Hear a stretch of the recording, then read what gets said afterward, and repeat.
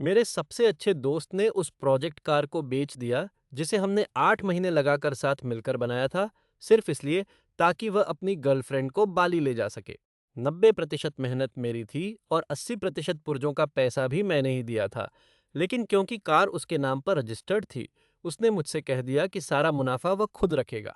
मेरी परेशानी के लिए उसका ऑफर सिर्फ $500। मैंने टर्बो सेटअप पर हजारों खर्च किए और सैकड़ों घंटे अपनी उंगलियों में ग्रीस लगाकर काम किया, सिर्फ यह जानने के लिए कि मैं असल में उसकी छुट्टियों का फंड तैयार कर रहा था। मुझे गहरा धोखा महसूस हुआ, लेकिन फिर मैंने एक जाल बिछाने का फैसला किया।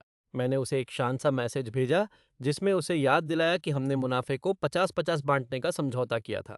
वह तुरंत जाल में फंस गया। उसने जवाब दिया, हाँ, शुरू में हमने 50-50 कहा था, लेकिन कानूनी तौर पर यह मेरी कार है। खुश रहो कि मैं तुम्हें $500 भी दे रहा हूँ। उसने लिखित में उस समझौते को स्वीकार कर लिया, जबकि वह मुझे यह जताने की कोशिश कर रहा था कि मैं बेबस हूँ। वही वह पल था जब वह हार गया।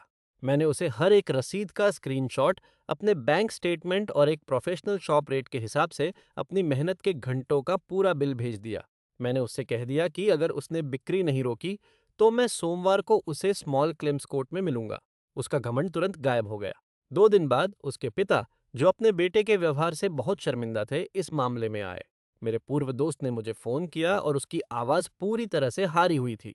अंत में हम इस बात पर सहमत हुए कि 80-20 का बंटवारा होगा और 80% मुझे मिलेगा, ताकि मेरे पुर्जों और मेहनत का खर्च निकल सके।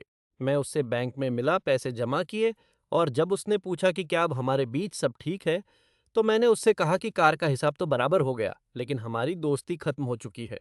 वह अभी भी अपनी ट्रिप पर जाएगा, लेकिन अब वह ट्रिप काफ़ी कम बजट वाली होगी।